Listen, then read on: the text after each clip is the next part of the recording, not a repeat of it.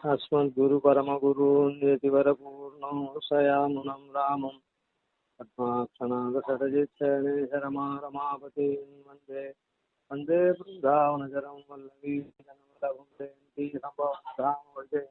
भूषणं श्रीमान् वेङ्कटनाथार्य कवितार्थिवेदान्ताचार्यवर्यो मे सन्निधत्तां सदा हृदि प्रणामं लक्ष्मणमुनिकृतिगृह्णातु मामकं प्रसादयति यत्सूक्तिः स्वाधीनपतिकां श्रीम् उपवीतिनम् ऊर्ध्वपुण्ड्रवन्तं त्रिजगत्पुण्यफलं त्रिदण्डहस्तं शरणागतसात्तवाहमीडे इकया शेखरिणं पतिं यतीनाम् उपवीतिनम् ऊर्ध्वपुण्ड्रवन्तं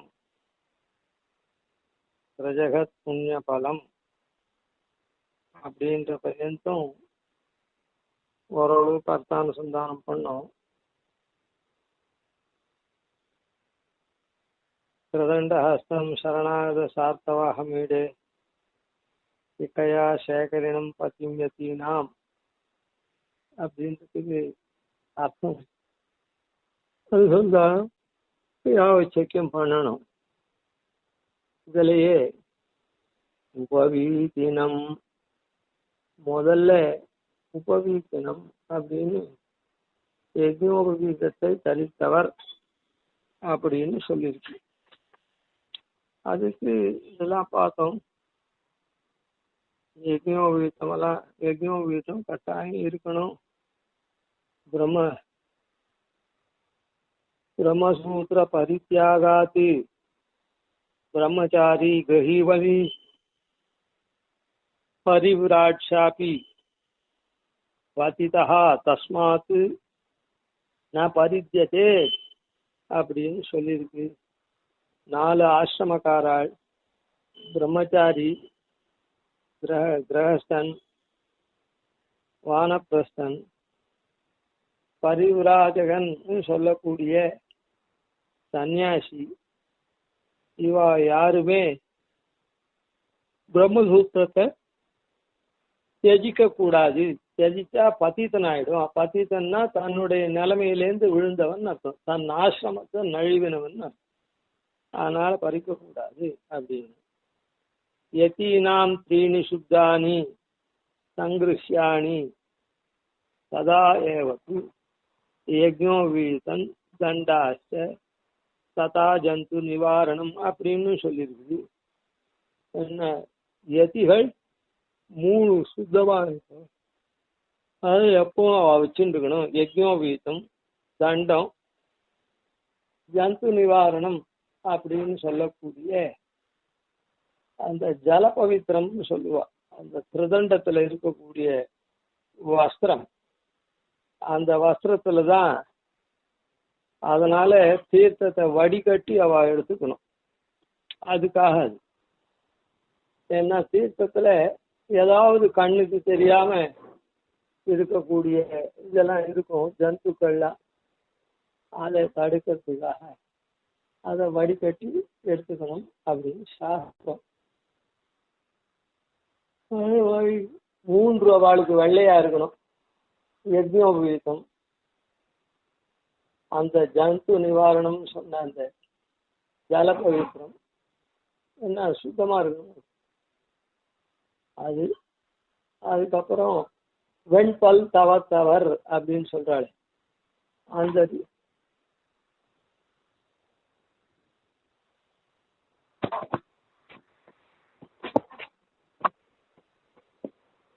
அந்த ரீதியிலையும் இந்த மாதிரி அது 3 அவளுக்கு சுத்தமா இருக்கணும். அப்படின்ற போது எல்லா இடத்துலையும் அந்த யஜ்ஞோபவீதம் சொல்லப்பட்டிருக்கு. ஆனா மதாந்திரஸ்தாள்லாம் அந்த யஜ்ஞோபவீதத்தை தஜிச்சுதான் இருக்கா. அதே போல திருதண்டத்தையும் தஜிச்சு இருக்கா. சிக்கையும் தியாஜ்யம் பண்ணிட்டு இருக்கா. சரி, அதனால இந்த ஸ்லோகத்துல இந்த மாதிரி மூன்று விஷயத்தையும் சொல்லியிருக்கார். உபவீத்தினம், திரண்டாஸ்தம், சிகையா சேகரினம் அப்படின்னு மூன்று விஷயத்தையும் சொல்லியிருக்கார். இந்த உபவீதம்னு இருக்குதே, இந்த உபவீதம் எப்போ அப்படின்னா தரிக்கப்படுறது? ஆரம்பத்துல பிரம்மோபதேசம்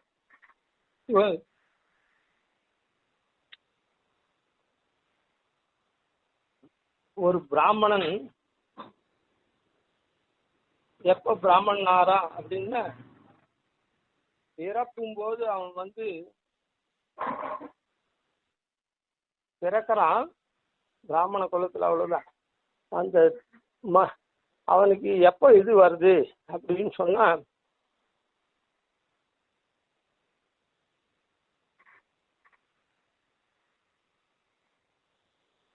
இந்த பிரம்மோபதேசம் உபநயனம் பண்றாளே, அப்பதான் அவளுக்கு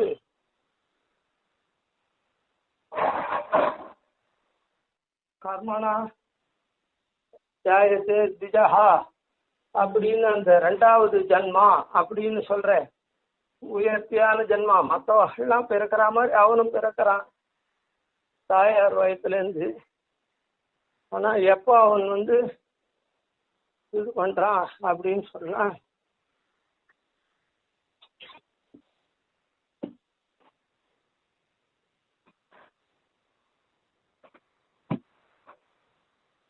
அந்த உபநயனம் தான். அந்த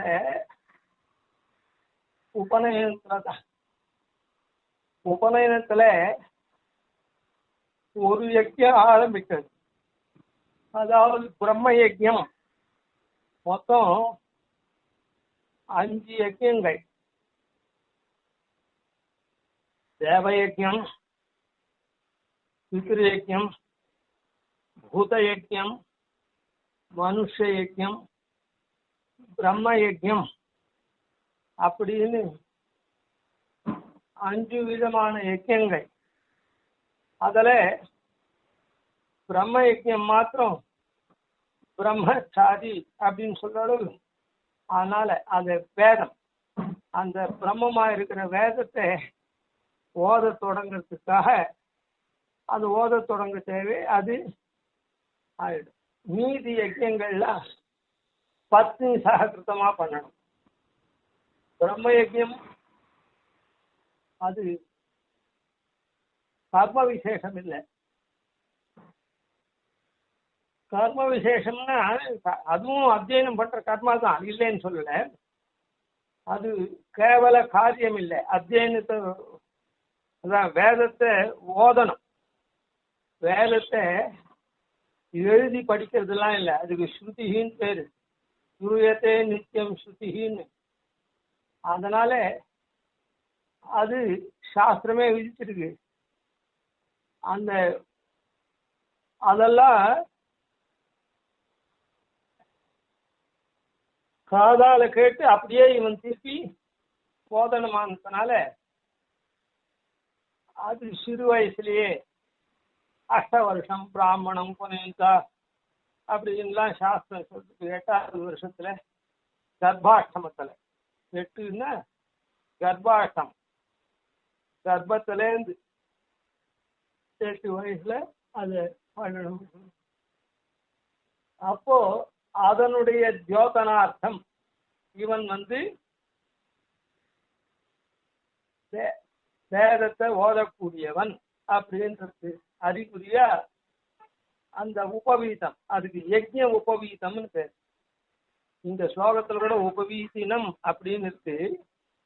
அந்த உபவீதின்றது என்னதுன்னா யஜ்ய உபவீதம், யஜ்னோபவீதம் அப்படின்னு. அதனால நாம பண்ணக்கூடிய அங்க யஜ்யத்தை குறிக்கொள்றதுக்காக இருக்கக்கூடியது. அதனால இந்த உபவீதத்தை எப்பவுமே விடக்கூடாது. சன்னியாசிக்கு எத்தப்பி பத்னியை விட்டவனானதுனால யஜ்யங்கள்லாம் கிடையாது. இருந்தாலும் தேவ யஜ்ய கோட்டியில மகாதேவன் தான் சிவனுக்கு பேர். அந்த மகாதேவன் இல்லை, லோகத்துல மகாதேவன் சிவனுக்கு பேர். தேவாதி தேவனா இருக்கக்கூடிய எம்பெருமானுடைய ஆராதனை அவளுக்கு உண்டானதுனால அந்த உபவீதம் அவளுக்கும் அப்போ தொடர்றது. இந்த யஜ்யோபவீதம் மற்ற யஜ்யங்கள்லாம் கிரகஸ்தனுக்கு தான்.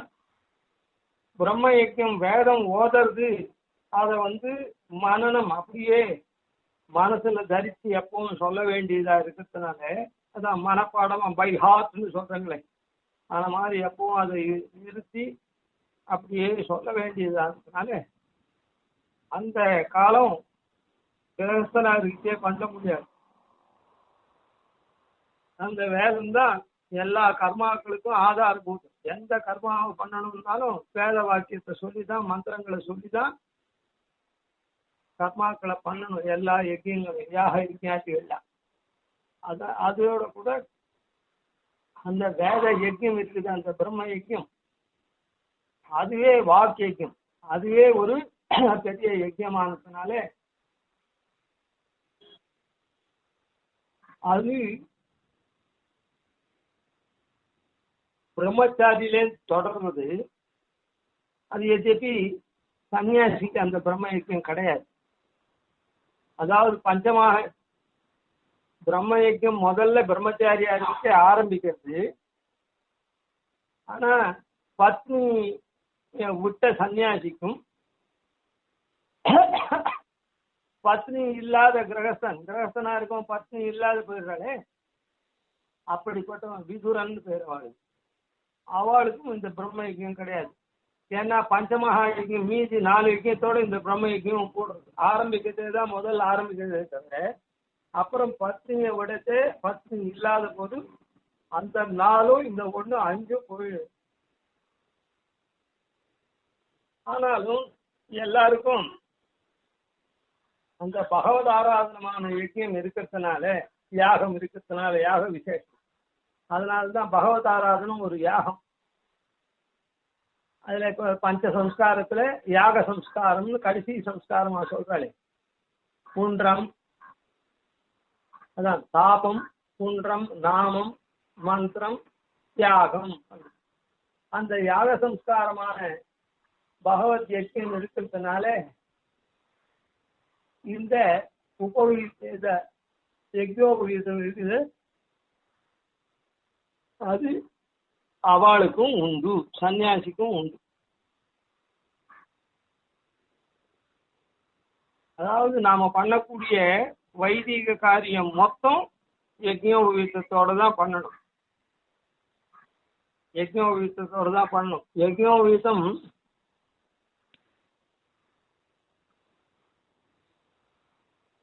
தேவ காரியத்துக்கு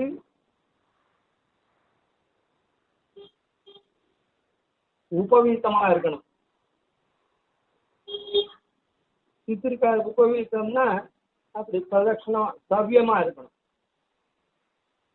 பித்திருக்காரியத்துக்கு பிராச்சீனாவிதமா இருக்கணும், அபசவ்யமா இருக்கணும். அதாவது பிரதட்சணமா இல்லாத அப்பிரதட்சணமா இருக்கா போல அந்த தோல்ல இருக்கணும். இடது தோல்ல இருந்து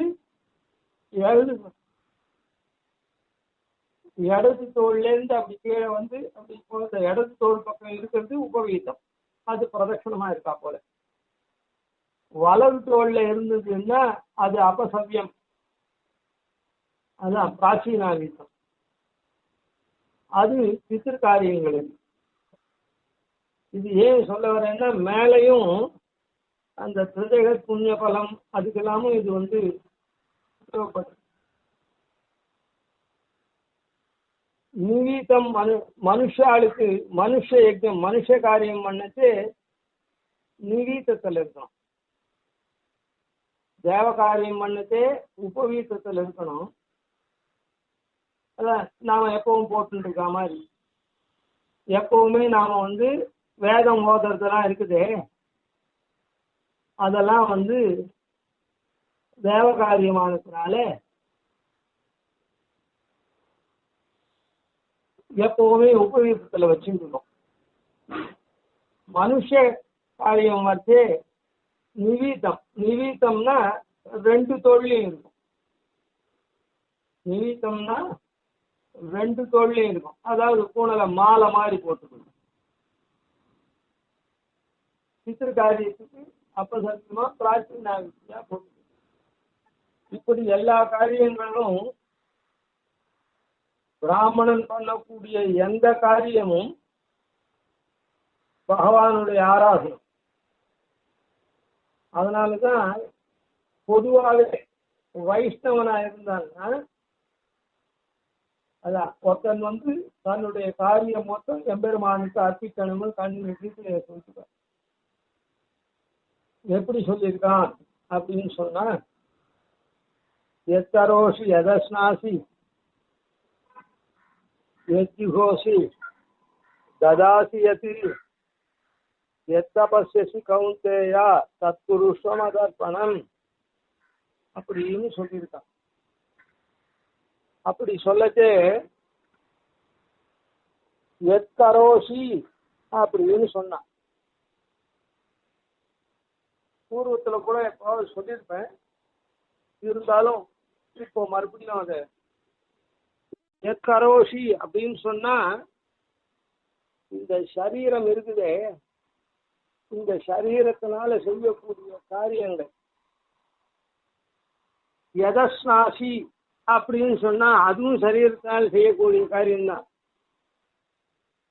எஜ்ஜுகோதி அப்படின்றதும் சரீரத்தினால, எல்லாமே சரீரத்தினால செய்யக்கூடிய காரியம். ஆனா எத்கரோஷின்ற இடத்துல சரீரமாகப்பட்டது தானே பண்ணக்கூடிய காரியம், ஸ்வபாவத்தா பண்ணக்கூடிய காரியம் இருக்குதே, அது எத்கரோஷின்னு சொல்றான். ஸ்வபாவத்தா செய்யக்கூடிய காரியம் அப்படின்னு சொன்னா, கண் இமைக்கிறத, அந்த கண் இமைக்கிறத நாமும் தடுக்கவே முடியாது. நாம பிரயத்தனப்பட்டு பண்ணலாம். ஆனா கண் அது சுபாவமா அது இமைச்சுட்டே இருக்கு. இமையாகப்பட்டது இமைச்சுட்டே இருக்கும். அப்படி எப்படி மூடி மூடி திறந்துட்டே இருக்கும். இப்போ வியர்வை வருது, அதெல்லாம் தானா வந்துட்டே இருக்கும். அது நம்முடைய முயற்சியினால இல்லவே இல்லை. அப்படி இருக்கிறது எத்தரோஷி. அதான் சுபாவமா பண்ணக்கூடிய காரியம் கூட எம்பெருமானுடைய ஆராதனை தான். அடுத்தது எதஸ்நாசி, இந்த சாப்பிடுறது. அது உதாரணம். அப்போ ஜலமலங்கள்லாம் கழிக்கிறது. இதெல்லாம் என்னன்னா, இதை செய்யறோம். இதுக்கு ராகத பிராப்தம்னு பேர். சுபாவத்தை பிராப்தமா இருக்கிறது இமைக்கலாம், கண் இமைக்கிறது, வேர்வை வருதெல்லாம். சாப்பிட்றது, ஜலமலாதிகள் எல்லாம் கழிக்கிறது அப்படின்றதெல்லாம் ராகத பிராப்தம். ராகத பிராப்தம்னா அந்த இச்சை வருது, எண்ணம் வருது, உடனே பண்றோம். பசிக்கிறது, சாப்பிட்றோம். அதாவது ஜலமலாதிகள்ல உள்ள அந்தந்த பையில சேர்ந்து அந்த கோஷத்துல இருக்கிறது வெளியில வரணும் போல இருக்குது, உடனே அதெல்லாம் கழிக்கிறது. இப்படி இருக்கக்கூடியது எஜ்ஜுகோதி அப்படின்றது விதிபல பிராப்தம். இதுக்கு மேல இருக்கிறதுலாம் விதிபல பிராப்தம். சாஸ்திரம் சொல்றது நாம சாஸ்திரத்தை தெரிஞ்சுட்டு பண்றோம். விதியினுடைய பலத்தினால பண்ணக்கூடிய காரியம். சந்திய பண்றது, ஏகாதசி உபவாசம் இருக்கிறது, பிரம்மயஜ்யம் பண்றது, வைஸ்வதேவம்னு சொல்லக்கூடிய அந்த தேவயஜ்ய மனுஷ யஜ்ஞாதிகள்லாம் பண்றது. இன்னும் எல்லா காரியமும் அக்னிஹோத்ராதிகள் பண்றது, தசபூர்ணமாச ஸ்தாலிபாகாதிகள் பண்றது, யாகம் பண்றது, பலவிதமான விரதானுஷ்டானம் பண்றது, எல்லாம் விதிபல பிராப்தம். அதுதான் ஜுகோசி, ததாசி, தானம் கொடுக்கறது, தபஸ் காய கிளேசாதிகள் பண்றது எல்லாம் தபஸ்து சவுண்டு அப்படின்னு அந்த விதிபல பிராப்தத்துல உத்தரோத்தரம் போகுது. எஜ்ஜுகோசி எதஸ்னாசி எஜ்ஜுகோசி ததாசி கொடுக்கறது தபஸ் அப்படின்னு மேல மேல போறது எல்லாத்தையும் என்ன அதை எல்லாத்தையும் எனக்கு அர்ப்பணம் பண்ணுன்னு சொன்னேன். இப்போ எந்த இடத்துல விதி புகுறதோ சாஸ்திர விதி புகுறதோ அதாவது சாஸ்திரம் விதிக்கிறதோ அந்த செய்கைக்கெல்லாம் அந்த கர்மாக்கள் மொத்தத்துக்கும் யஜ்ஞோபவீதம் போகணும். அந்த யஜ்ஞோபவீதத்தினுடைய இந்த யஜ்ஞோபவீதம் எப்படி இருக்கணும், இது தேவ காரியமா பித்ருகாரியமா மனுஷ காரியமா அப்படின்றத அது பாகுபாடு படுத்தி எந்தெந்த காரியத்துக்கு எப்படி எப்படியான உபவீதம் இருக்கணும் அப்படின்னு சொல்லப்பட்டிருக்கு சாஸ்திரத்தில். இந்த சுவாவமா இருக்கக்கூடிய கண்ணிமைக்கிறது அதெல்லாம் வேர்வை வருது அது இது அந்த மாதிரிலாம் இல்லை. இந்த மாதிரியா சுவாவமா இருக்கக்கூடிய காரியத்துக்கெல்லாம் தான் அந்த யஜ்ஞோபவீதம் எப்படி இருக்கணும்ன்றது இல்லை சுவாவம். இப்போ அடுத்தது ராகத பிராப்தமாக இருக்கிறதுக்கு வேணும் இல்லை. ராகத பிராப்தம் பசிச்சா சாப்பிட போறோம். ஆனா சுவாவத பிராப்தத்தை தவிர இந்த ராகத பிராப்தம்னு சொல்றமே இந்த ராகத பிராப்தத்துக்கெல்லாம் சாஸ்திரம் உள் புகுறது. ராகத பிராப்தமா இருந்தா கூட சுவாவத பிராப்தத்தை தவிர சுவாவமா நடக்கக்கூடிய இயற்கையா நடக்கக்கூடிய காரியத்தை தவிர மற்ற இச்சை கொண்டு பண்ணக்கூடிய காரியத்துக்கு கூட சாஸ்திரம் உட்புகுந்து அந்த இச்சப்படி கேவலம் இச்சப்படி பண்ணக்கூடாது, சாஸ்திரத்தையும் அவலம்பித்து தான் பண்ணணும் அப்படின்னு. எப்படி அப்படின்னு சொன்னா சாப்பிட்றது பசிச்சா சாப்பிட்றோம். ஆனா அந்த இடத்துல சாஸ்திரம் உட்புகுந்து ஸ்நாத்வா புஞ்சிதா அப்படின்னு சொல்றது. அதுக்கப்புறம் அசனம் சுத்திச்சோதித்தம் சாயம் பிராத்தர் துஜாதீனாம் அசனம் சுத்திச்சோதித்தம் அக்னிஹோத்திர சமோவிதி அப்படின்னு சொல்லி 2 வேளை தான் சாப்பிடணும் அக்னிஹோத்திரத்தை போல அப்படின்னா சாஸ்திரம் அந்த இடத்துல இச்சா அப்பிராப்தமா இருக்கக்கூடிய காரியத்துக்கு கூட சாஸ்திரம் உள்புகுந்து அதை பரிஷ்காரம் பண்றது. அந்த மாதிரி பண்ணச்சே இந்த யஜ்ஞோபவீதமெல்லாம் அதுக்கு தகுந்தா போலதான் இருக்கணும். அதாவது சாப்பிட்றத குளிச்சுட்டு ஸ்நாத்வா புஞ்சிதா அப்படின்னு சொல்றது. அதனால அந்த சாப்பிடக்கூடிய காரியம் நம்முடைய இச்சை கொண்டு பண்ணுவோம். ஆனா அதை சாஸ்திரம் விதிக்கிறது அந்த இடத்துல நீ குளிச்சுட்டு சாப்பிடு அப்படின்னு. அந்த இடத்துல சாஸ்திரம் விதிக்கிறதா அப்படின்னு சொன்னா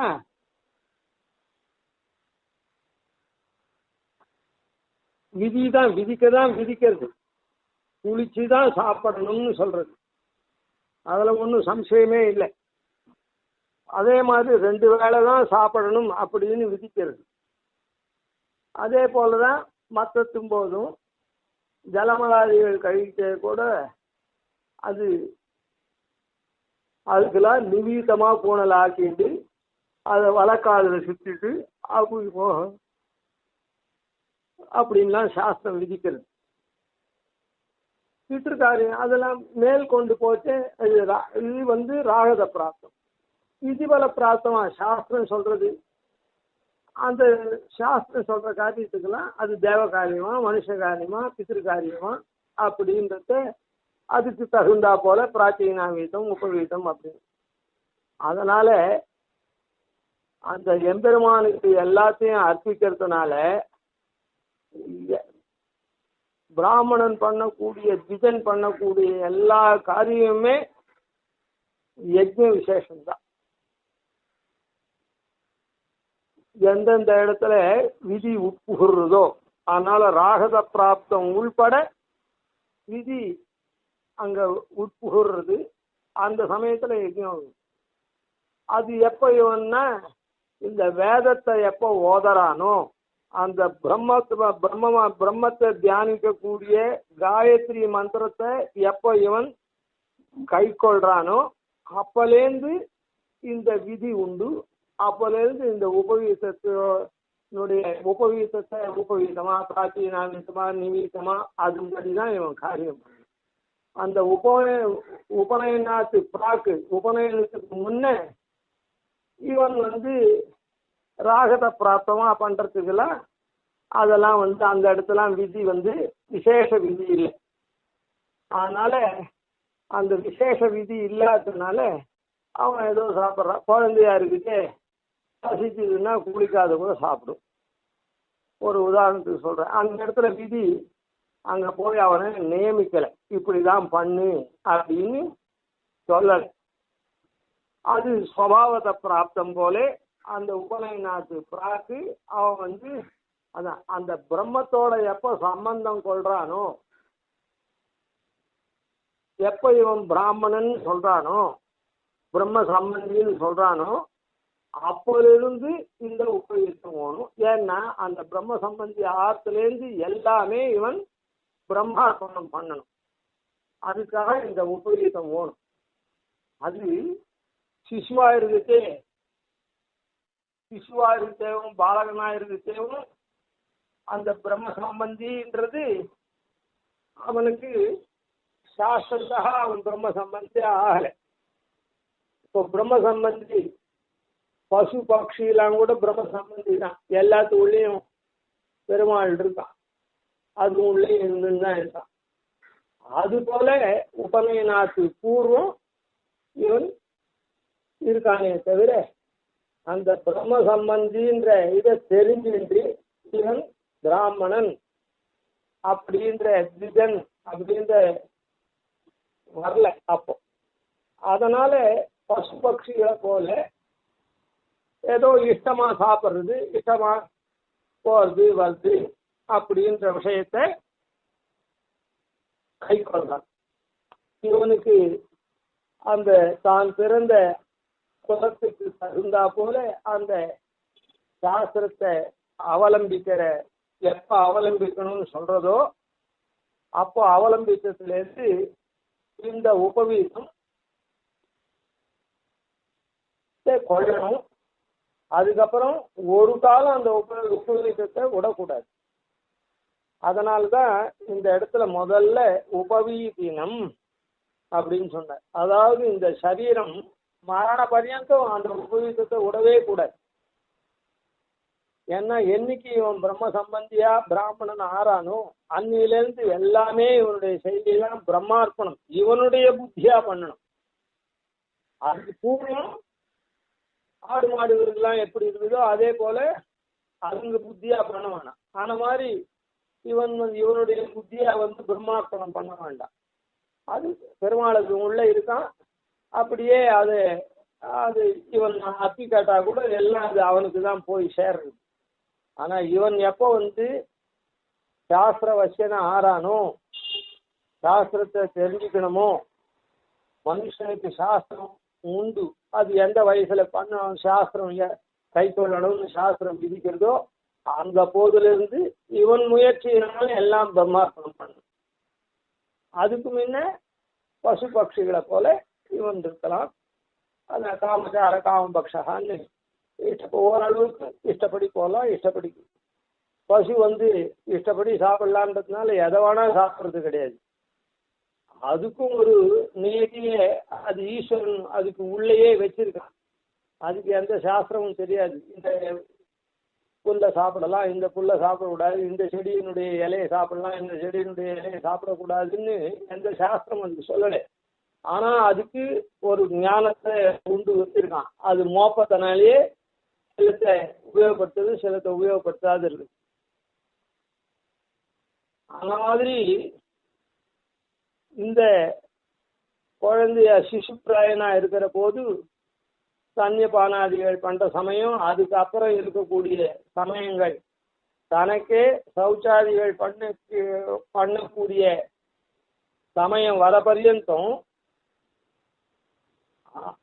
அதுக்கப்புறம் அதுக்கப்புறமும் உபநயன பர்யந்தமும் இஷ்டப்படி சாப்பிடலாம்னா கூட இவனுடைய குழந்தைக்கு தாயார் தகப்பனார் இருக்காளே அவள் அந்த குழந்தைய காமச்சாரா காமபக்ஷான்னு இருந்தா கூட இவா தான் அதை சரியா அதுக்கு என்ன கொடுக்கணும் என்ன கொடுக்கக்கூடாது, ரஜோ குண பதார்த்தங்கள்லாம் கொடுக்கக்கூடாது, தமோ குண பதார்த்தங்கள்லாம் கொடுக்கக்கூடாது, சத்துவ குண பதார்த்தத்தை தான் கொடுக்கணும், பகவன் நிவேதித்த பதார்த்தத்தை தான் கொடுக்கணும் அப்படின்னு இவாளுடைய கடமை. அதே பசு பட்சிக்கெல்லாம் அதுக்கே ஒரு மாதிரி எதை சாப்பிடணும் எதை சாப்பிடக்கூடாது அப்படின்றது அதுக்கு சொதகா வச்சிருக்கான் எம்பெருமான். இந்த இடத்துல அது தாயார் தகப்பனார்கள் தான் அதை பார்க்கணும். இப்படி இருக்கிறதுனால்தான் அந்த உபவீதம் அந்த ராகத பிராப்தத்திலேருந்தே அந்த சாஸ்திரம் இந்த ராகத பிராப்தமான விஷயத்திலையும் சாப்பிட்றதுக்கு எப்படி விதிக்கிறதோ அதே போல ஜலமலாதிகள் வெளியேற்றத்துக்கும் சாஸ்திரம் அந்த இடத்துல இந்த மாதிரி இந்த திக்குல பார்த்துதான் போகணும், இன்னென்ன இடத்துல போகக்கூடாது, இன்னென்ன இடத்துல தான் அதெல்லாம் உற்சயம் பண்ணணும் விடணும், கண்ட இடத்துலையும் ஆலயாதிகள் ஒரு சத்சங்காதிகள் போற வழி அந்த மாதிரிலாம் இருக்கிற இடத்துல அப்புறம் மரத்தடியில இப்படிலாம் விடக்கூடாது அப்படின்னு பல நியமங்களை சொல்லி அந்த போது உபவீதமா இருக்கக்கூடாது, அது நிவீதமா இருக்கணும் அப்படின்னு சொல்லியிருக்கு. இப்படியெல்லாம் இது ஆரம்ப நாளிலேருந்து இந்த சரீரம் இருக்கிற பர்யந்தம் அந்த பிரம்ம சம்பந்தியா இவன் பிரம்மோபதேசத்தை பெற்ற நாள்லேருந்து அந்த பிரம்ம தியானமான சந்தியாவந்தனத்தையும் ஒரு நாளும் விடக்கூடாது. ஆசௌச்சாதிகள் அதாவது தீட்டு பிறப்பு தீட்டு இறப்பு தீட்டு வந்தாலும் சந்தியாவந்தனத்தை விடக்கூடாது. அதுபோல இந்த யஜ்ஞோபவீதத்தையும் விடக்கூடாது. அதனால கடைசியில இருக்கக்கூடிய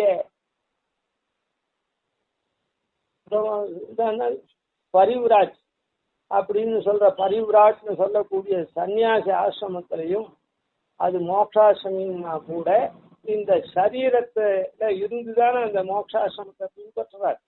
அந்த சரீரத்தை இன்னும் விடலையே, சரீர பதனம் வரையில். ஆனால இந்த உபவீதம் அவசியம் அப்படின்றத இந்த உபவீதனம் அப்படின்றது காண்பித்தது. அந்த உபவீதத்துக்கு எல்லாமே பிரம்மார்ப்பணமா இருக்கிறதுனால அந்த பிரம்மார்ப்பண செய்கையை இந்த உபவீதம் எந்தெந்த மாதிரி இருந்து பண்ணணும். அந்த பூணூலாகப்பட்டது உபவீதத்தில் இருக்கணுமா, பிராச்சீனாவீதத்தில் இருக்கணுமா, நிவீதத்தில் இருக்கணுமா, ஒவ்வொரு காரியத்திலையும் அப்படின்றத சொல்றது. அதுபடிதான் அந்தந்த காரியத்தை பண்ணணும். அதனால இது உபவீதனம்னு சொன்னது ரொம்ப முக்கியமா